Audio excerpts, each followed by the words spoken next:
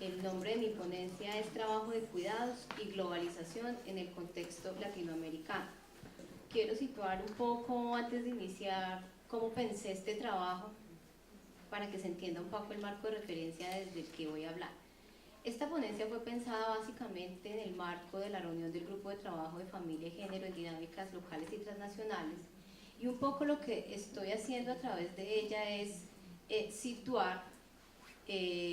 algún foco analítico para tratar de mirar cuáles son los nuevos cambios de las familias en este contexto de lo transnacional, entendiendo lo transnacional en un referente amplio y no solamente como un enfoque para estudiar las migraciones, sino entendiendo lo transnacional como la modificación de las relaciones que implicó el proceso de globalización en sí mismo, porque me parece que últimamente también hemos caído en considerar que solo lo transnacional es el proceso migratorio, cuando en realidad uno de los principales aspectos que modificó la globalización fue esta concepción de Estado-Nación y a través de ello traspasar las fronteras, digamos, de una manera más dinámica y de lo nacional. Digamos, situada con ese interés y fundamentada en los desarrollos que he venido trabajando desde mi doctorado en torno a la economía del cuidado, es que ubico esta discusión. Respecto, digamos, al tema, en ese sentido, entonces quiero hacer como la intervención en torno a tres ejes analíticos. Por un lado, situar a un elemento a lo que yo denomino, o varios autores más bien denominan, las globalizaciones. Por el otro lado, por qué considerar la economía de los cuidados y el análisis de los cuidados como un factor importante para entender las nuevas dinámicas de las familias. Y por el otro lado, como cuál es el potencial analítico que ofrece, digamos, la economía del cuidado hoy para el análisis no solamente de familias, sino del bienestar y de la reproducción social, que fue, digamos, uno de los elementos que introdujo Alicia en su presentación. Respecto, digamos, a la primera parte de la globalización, es indudable que el proceso de globalización fundamentalmente es un proceso de orden ideológico que modificó las relaciones entre los países, entre las personas y de estas con el espacio y el tiempo en diversas dimensiones de la vida social, en la dimensión económica, política, social y cultural. No obstante, digamos, cuando uno hace un rastreo respecto a qué es la globalización y cómo se entiende, lo que se logra evidenciar es que más de hablar de globalización en singular, es importante hablar de globalizaciones para entender la diversidad de procesos que ocurren en cada una de esas dimensiones, por cuanto cada una sitúa focos analíticos diversos y tiene implicaciones en la vida de las personas diversas. Ahora, en este sentido, muchos estudios reconocen como la dualidad que existe en torno a los estudios de la globalización,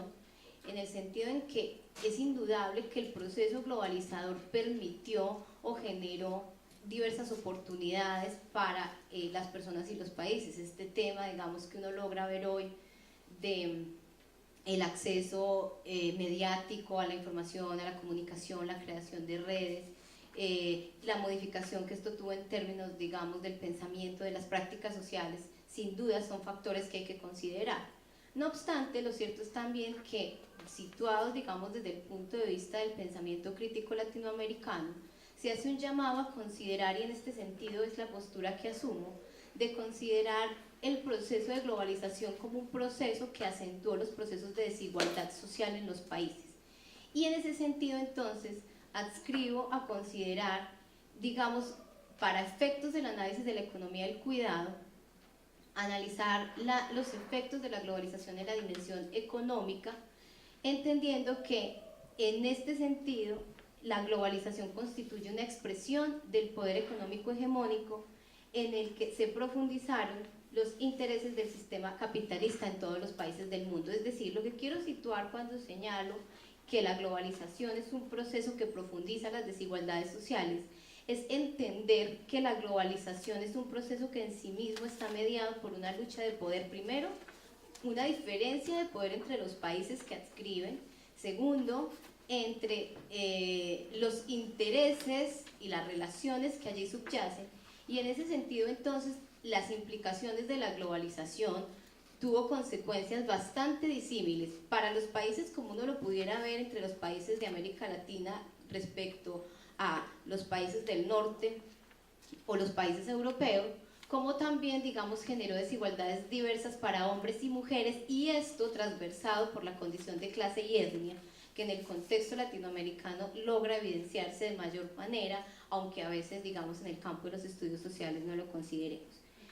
Y en ese sentido, entonces, la pregunta es, bueno, pero ¿por qué mirar la dimensión económica? Cuando sitúo la dimensión económica, no estoy desconsiderando o no estoy dejando de lado los efectos que tiene en las otras esferas. Pero me interesa situar la dimensión económica por un lado, porque gran parte del proceso de globalización está situado en las medidas económicas que representó especialmente el modelo económico neoliberal. Y desde allí, las políticas de ajuste estructural tuvieron, digamos, mayor impacto en lo que fue las mujeres y las familias, por cuanto el sistema económico parte de la premisa de que existe el trabajo familiar y en ellos las mujeres que hacen el proceso de reproducción de la vida humana. Y finalmente, con base, digamos, en esta premisa de la que parte el sistema, hace que sean las mujeres quienes asumen en mayor medida la carga de trabajo. Por el otro lado, porque finalmente el tema de riqueza, acumulación y crecimiento siguen siendo algunos, digamos, de los elementos con los cuales se mide el bienestar de las sociedades, en cuanto a conceptos como la productividad y eficiencia siguen siendo la base para mirar cuál es el grado de desarrollo que alcanzan las naciones. Y en digamos, es muy importante considerar que solo se considera productivo el trabajo que se genera en la esfera del mercado. Y esta consideración de productividad, como lo han señalado quienes me han antecedido en el uso de la palabra, deja de lado otro tipo de espacios como la familia, pero no solamente la familia, sino también el ámbito de lo comunitario u organizaciones de ayuda, donde también se llevan a cabo actividades y procesos para la transformación de bienes y servicios que proveen bienestar, pero que al no estar en la esfera del mercado terminan siendo invisibilizados y desconocidos. Y finalmente, porque en el marco de relaciones, y pese a que haya cambiado la relación entre sistema de producción y trabajo, el trabajo sigue constituyendo un fundamento para determinar, digamos, las relaciones sociales y económicas en el orden. Acorde con esto, entonces, si bien reconozco que o adscribo a la propuesta de que la globalización es un proceso de profundización de las desigualdades sociales, paralelamente, digamos, se reconoce que existen diversos movimientos sociales o que hay un correlato desde diversos movimientos sociales que han venido generando como todo movimiento de lucha que revierta o subvierta este orden que se nos viene imponiendo hegemónicamente. Y en este sentido, el grupo de mujeres y la lucha feminista ha sido muy importante para introducir debates, como ha sido la discusión que han introducido las feministas a la economía para mantener la línea de análisis, y justamente las economistas vienen a discutirle a la economía, por un lado, el carácter androcéntrico con el que se han solido mirar los procesos de bienestar, y por el otro lado, la centralidad que ha tenido el mercado como único factor de considerar crecimiento económico. Acorde con esto, la economía de los cuidados lo que propone es considerar, por un lado, discutir qué es lo que estamos entendiendo por bienestar y las necesidades, por cuanto, digamos, se reconoce que el bienestar no es solamente de orden material, sino también emocional. Y por eso, digamos, este tema del cuidado, en el que, por un lado, digamos, en el tema específico de la familia, se reconoce que familia no es solamente unidad de producción, como fue, digamos, la discusión inicial que situaron especialmente las feministas de corte marxista y socialista, cuando empieza a decir la familia como un lugar donde se producen bienes y servicios. No solamente es unidad de producción, también es unidad de reproducción, entendía la reproducción, digamos, en su más amplia expresión, y hoy se dice, además de eso, es necesario considerar los cuidados, que son los que han permitido la sostenibilidad de la vida humana. Cuidados que, por supuesto, tienen una condición de trabajo, por cuanto estas labores requieren inversión de tiempo, esfuerzo y energía, como los que se hacen en la familia en términos de procurar la alimentación de los sujetos, ordenar, limpiar la casa, etcétera, etcétera, y que son, lo que estaba diciendo Graciela hace un rato, como la levadura de lo que permite realmente la esencia misma de la vida, pero que además del trabajo Uno de los elementos centrales que caracterizan esto son los vínculos emocionales y afectivos, que son los que permiten que la vida exista, y que por lo tanto es necesario que se empiece a considerar de qué manera las sociedades organizan y proveen socialmente el cuidado. Aquí, digamos, quiero hacer una distinción porque es importante entender que la introducción del componente de cuidados como un factor de bienestar económico y social no refiere únicamente a considerar a la familia, sino que por el contrario lo que se busca es desfamiliarizar el cuidado, que ha sido una de las características de las políticas sociales, de seguir centrando este tema del cuidado en las familias, especialmente en las mujeres, como se puede apreciar en la mayoría de los programas de transferencia condicionada que tenemos. Entonces es reconocer que además de la familia existen otros ámbitos en los que ocurre el cuidado, y además es reconocer que no necesariamente todas las labores de cuidado son no remuneradas, aunque gran parte de esta labor se haga en el ámbito de la familia de manera no remunerada. Colocar esta distinción de lo no remunerado también nos permite que empecemos a considerar las otras labores de cuidado que, aunque han estado en el mercado o que pasan por el plano del mercado, no tienen la misma valoración social ni el mismo reconocimiento económico porque siguen considerándose en tareas de mujeres, como es lo que viene pasando en materia, digamos, de la labor que se hace especialmente desde el sector educación y el sector salud, y que es lo que uno logra ver cuando mira las políticas de desarrollo en las que parece ser que los planificadores de la economía nada tienen que ver con la formulación o pensar los procesos de política social, cuando en realidad son ámbitos estrechamente imbricados. En este sentido, entonces, cuando uno piensa, sí, lo estoy contando, Luisita. En este sentido, entonces, yo me hago una pregunta, bueno, entonces, ¿por qué considerar los cuidados como en el centro del análisis económico? Por un lado, porque la economía, el cuidado, los cuidados, nos permite, digamos, evidenciar el componente económico y no necesariamente monetario por el que pasa la provisión del bienestar. Y en ese sentido discutir la categoría de productividad o de productivo, una discusión que ya había introducido Margaret Rey desde el 34, cuando empezó a preguntarse qué es lo que tenemos que entender por trabajo productivo o no.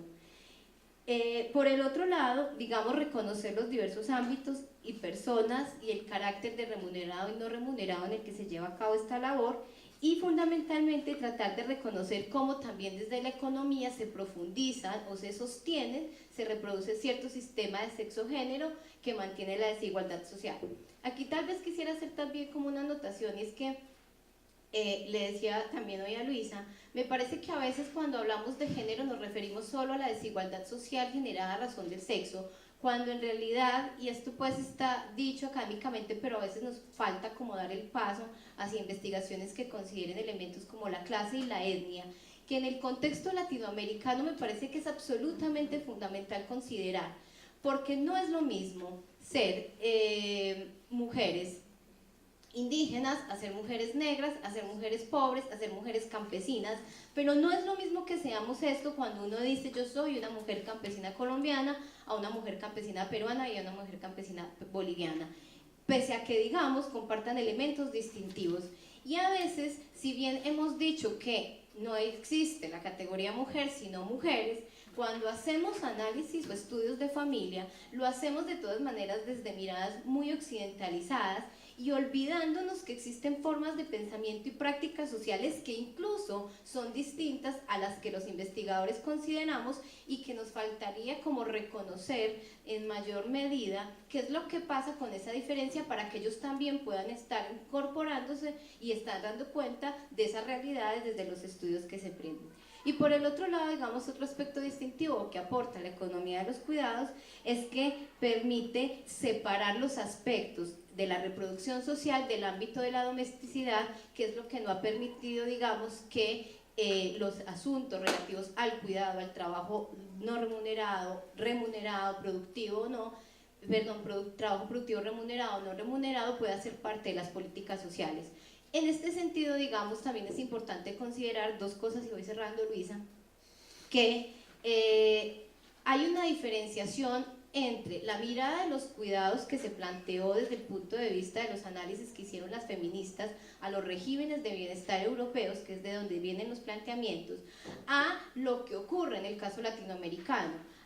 Cuando uno mira, digamos, lo que encuentra en general en la literatura, es que en el caso latinoamericano, más que hablar de regímenes de cuidado, de lo que se está hablando es de la organización social del cuidado, por cuanto se entiende que la diversidad y pluralidad de la región latinoamericana da cuenta de otro proceso de desarrollo histórico y económico-social bastante particular. Pero por el otro lado también es, digamos, necesario considerar que mientras en los países europeos la crisis de los cuidados se está generando por el alto envejecimiento de la población, lo que hace que haya una demanda, digamos, del cuidado, especialmente en adultos mayores. En el caso latinoamericano, la crisis de los cuidados presenta otras características. De un lado, porque indudablemente el aumento de la participación femenina en el mercado de empleo, lo que puso en tensión fue, digamos, el reparto o la división sexual del trabajo que ha existido, por cuanto la inserción de la mujer al mercado de empleo no estuvo acompañada de una participación real, y yo diría